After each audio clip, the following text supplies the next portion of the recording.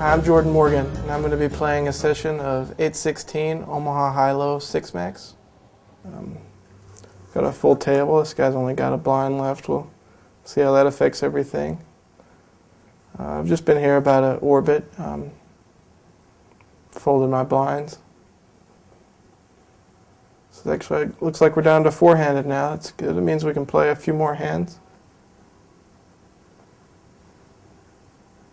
I'm not going to play a Queen Jack 9-6 high only hand, even though it is double suited. It's just too many middling cards, so a lot of the flops that hit us will have a low out there, and not what you want to be involved with.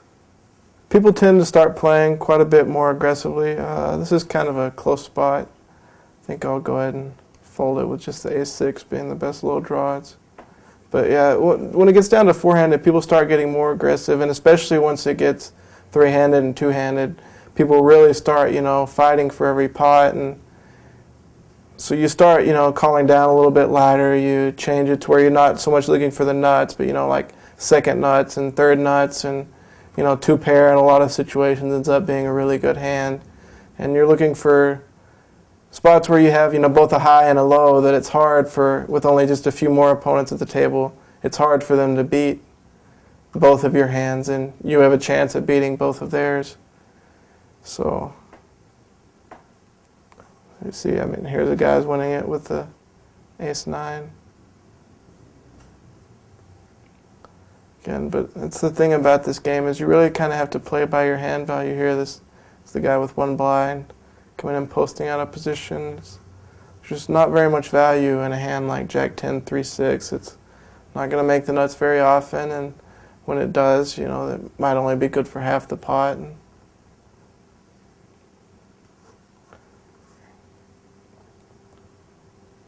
Well, this guy seems to be playing aggressive, so we'll take note of that, and when we come into a pot with him, we'll try and, we might 3-bet him a little lighter, and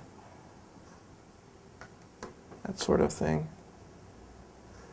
Queen 7-6-3. It's especially for a short stack, you just want to have some sort of a decent low draw to go along with a high hand of any kind of strength, and then you'll be happy to get it in for just a few.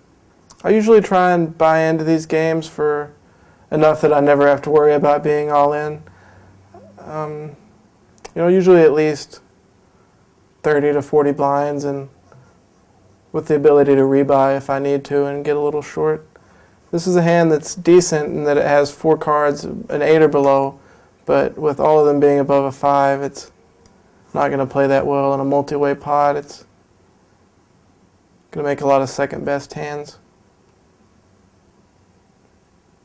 While queens may look pretty to an Omaha or to a Hold'em player, and Omaha high-low, they just don't play that well. When a player 3-bets, you can usually narrow down their range in one way or another.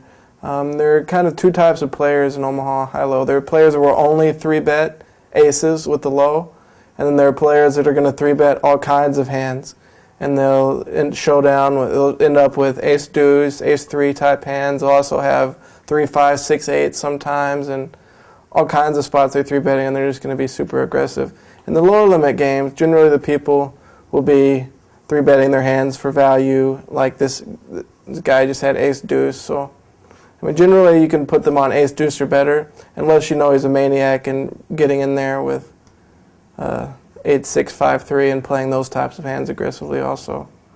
It's kind of hard to bluff and fight for too many pots where your hand doesn't have a lot of value, but Omaha high-low is a game where you really can pick some spots to take pots from people. If you can isolate a guy's range to know that he's only playing pre-flop a certain way with his big low draws, then you can play post-flop aggressively in spots where it's unlikely to have hit him. Like where we saw the 3-bet a moment ago with the ace-deuce.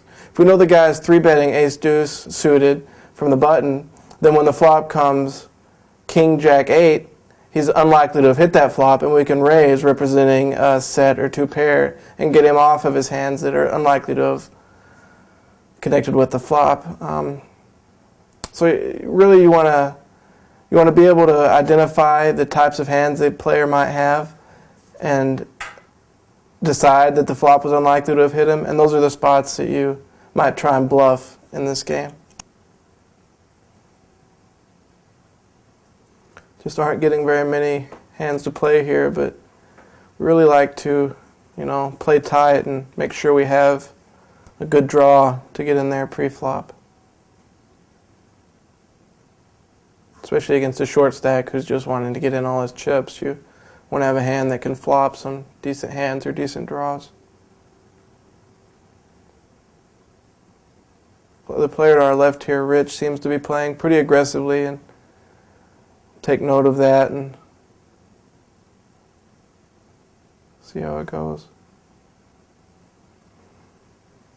Here we've got the ace deuce. We're definitely going to be playing that, and there's not really any reason to a 3-bet. We want to take a flop and see what develops.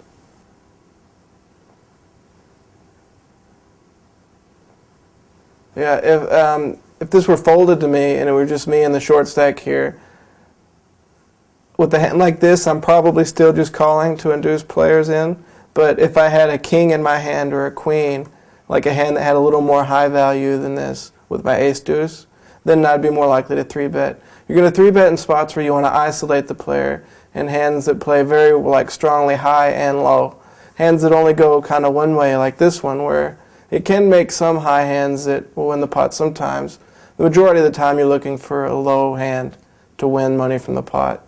So the spots you want to isolate and 3-bet a short stack are spots where you've got, like a high pair and a decent low draw, or a decent low draw and, double suited with some high cards, and, ace, king, jack, 2, ace, 3, 4, queen, double suited. That sort of stuff is where you want to isolate and get the pot short-handed and heads up, because those hands play very well heads up. But a hand like ace, 6, 7 deuce, it plays better in a multi-way pot, so you're trying to keep in as many people as possible and get more money in the pot. It's like the players you really want to isolate on these tables are the players that are being too aggressive with their hands that only go one way or another.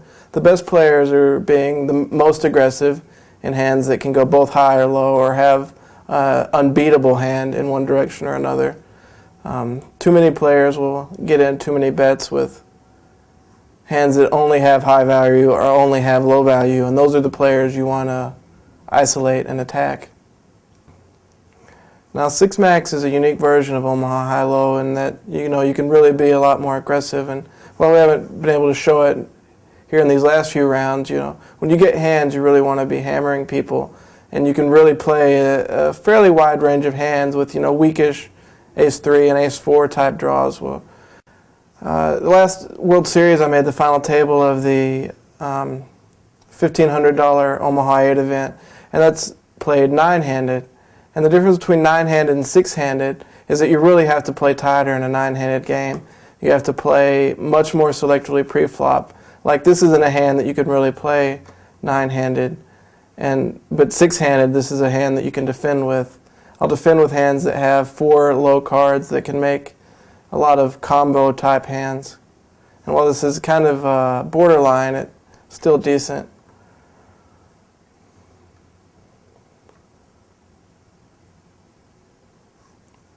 Just see no reason to continue. That's a spot where sometimes if you call a raise pre-flop and the flop comes with 2 high cards and 1 low card, and the pre-flop raiser bets, you can raise on a bluff there because it's unlikely to have hit them.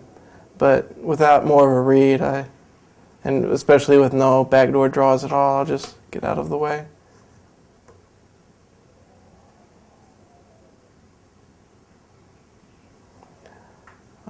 This is a spot where the short stack who's wanting to get it in, and another player that seems to be playing a little bit weak. It's not a great hand, but this is another one of those spots that you can play on a 6-max table where you can't on a full table. In full ring games, you really have to play a tighter strategy and play your position more selectively.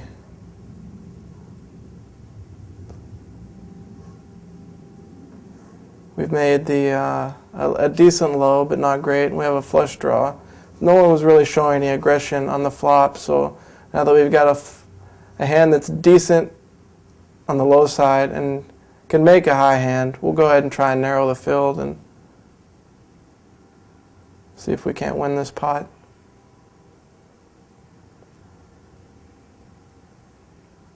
Here I'm just going to check. I get called in 2 spots. It's possible they have the low beat. And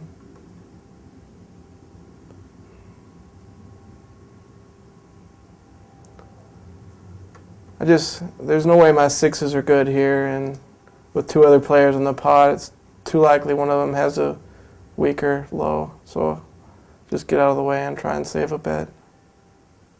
Yeah, he had the second nut low draw. But that's why it's a good spot to bet on the turn and kind of identify your hand, because if you check call, then you don't know where you're at, and you'd have to check and make another decision on the river, whereas by betting, you help identify your opponent's hands, and you can get away from a hand like that. This is not a, 7s are just not a very good pair, and A7 is not a very good low draw, so I'm not going to play that. Omaha High-Low is a game that's kind of hard to multi-table. You can play up to 3 or 4 games at a time, but anything beyond that, it's kind of tough. When I'm playing No Limit Hold'em at home, I can play up to 6 or 8 tables at a time, but with you have to make so many decisions so quickly in Omaha High-Low, it's usually better to keep the number of tables to a minimum and try and focus and pick your spots as best as possible. So under the gun raise is going to give that some credit and play a little tighter. It's really unusual the way that I've been running here, not getting any types of hands to play.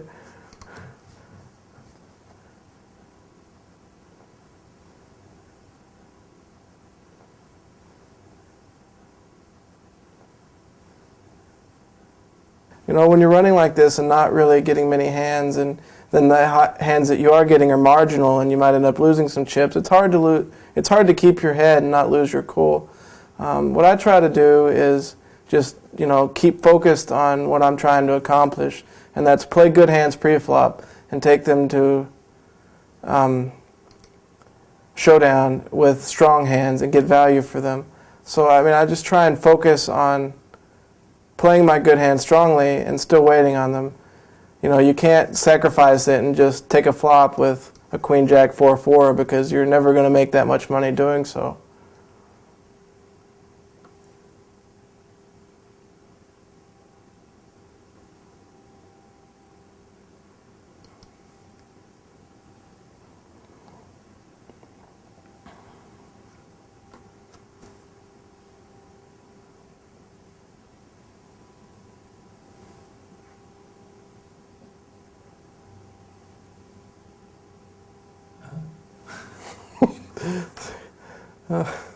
See, and this is why this hand here is a perfect example of why you want to be playing good hands.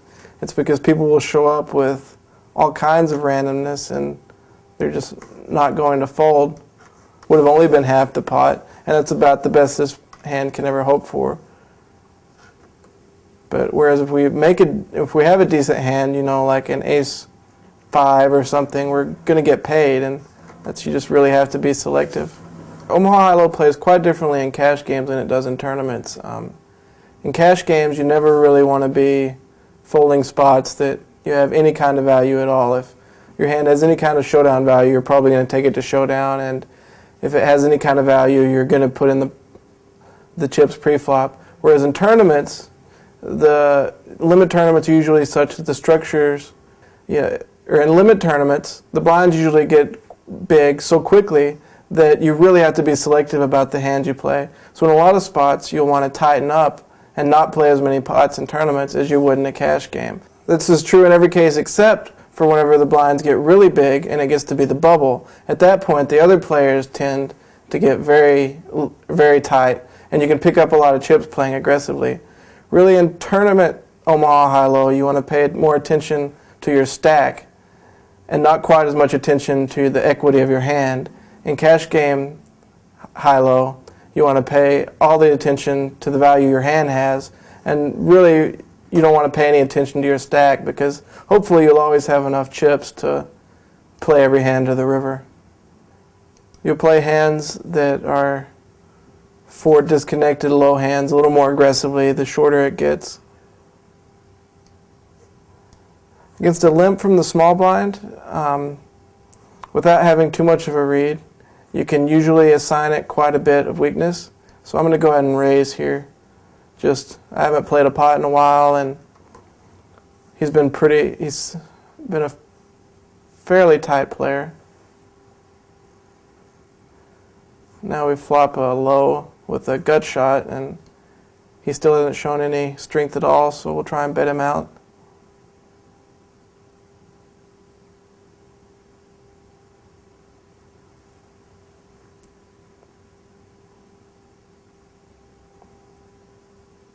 Hand illustrates that you really want to have the betting lead in a lot of spots in Omaha high-low, because when you do, and you can narrow your opponent's hand range down and really identify the times it's unlikely that he hit the flop, that gives you the chance to take down pots.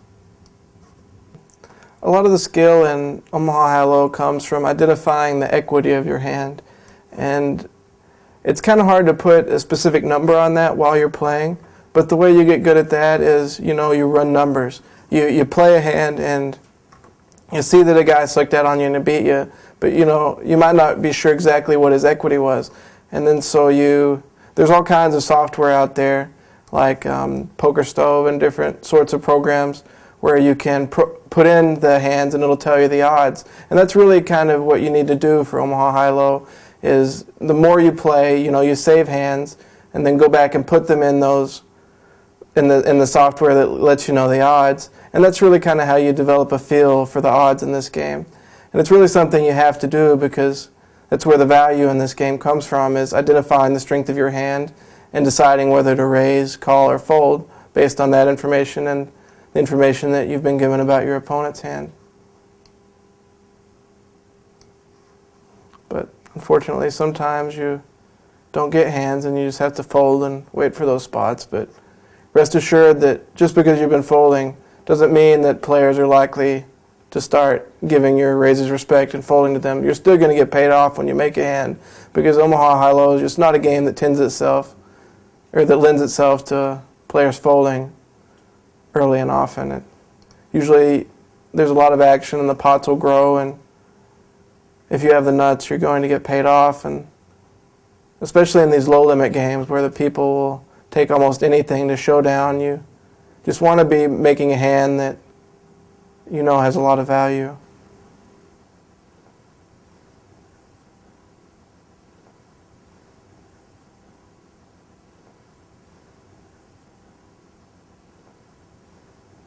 This is a fairly marginal hand. Without another caller in the hand, I'd be likely to fold this hand. But with the caller and more money in the pre-flop, with the suited ace and the ace-3, it's probably got enough to take a flop. But without the other caller on the button or the ace being suited, it's probably not strong enough to call. The spot where it checked to the button and he bet, I don't have a great hand, but I've got a couple of backdoor draws, and I can catch a 10 for the nut straight on the turn. And I just find it unlikely that he's calling a raise on the button and having a very strong hand. So it's a spot where you can be aggressive and try to take a pot for, it's a $61 pot plus his bet, so it was only $16 to try that. And fortunately it didn't work, and he 3-bet us. Now there's 101 in the pot, and it's only $8 to call, and we have a lot of backdoor draws, and we can catch a 10 for a straight, and just go into check call mode here. The pot developing huge. Here we call with the low draw, since it's very unlikely he has a backdoor low draw too, and now we'll just check fold.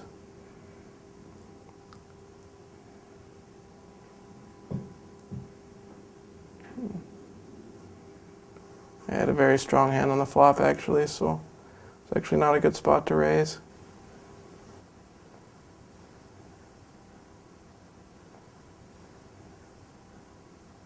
Right, yeah. Sometimes hand goes bad like that, but you can't let it affect your play, A lot of people would get in there and raise right now with this hand, but You know, I understand that I was taking a chance on the flop, and there's a lot of money in the pot, so my play is not going to work very often. But if it works just a small percentage of the time, then I'm making money in that situation. So that's really what you have to focus on is, you know, the thinking behind your play and why you're making the play you are, more so than the results that happen, because the results can be very, very misleading. Here we finally get a spot to open raise. We're in the cutoff and have 4 low cards with a pair. It's the chance to take the betting lead in the hand. We'll do that from late position. This is a player who hasn't been folding very often.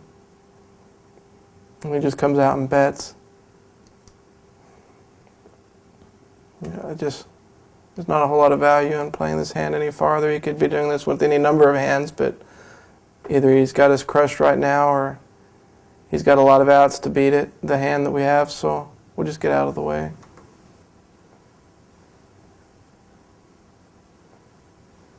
Probably play these last 2 hands and call it a session. This is a hand here where we're double suited and have a decent low combination, so I'll take a flop. It's a lot of callers and continue to just call.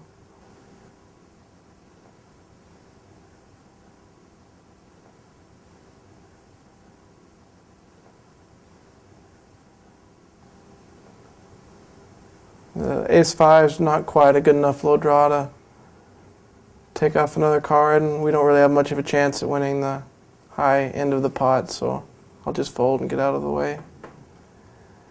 But, well, I mean, this is kind of how Omaha high-low goes bad. Sometimes you're not getting the hands you want to play, but in order to beat the game, you have to be able to weather these bad times and fold and keep folding and get your chips in good and wait for the good spots.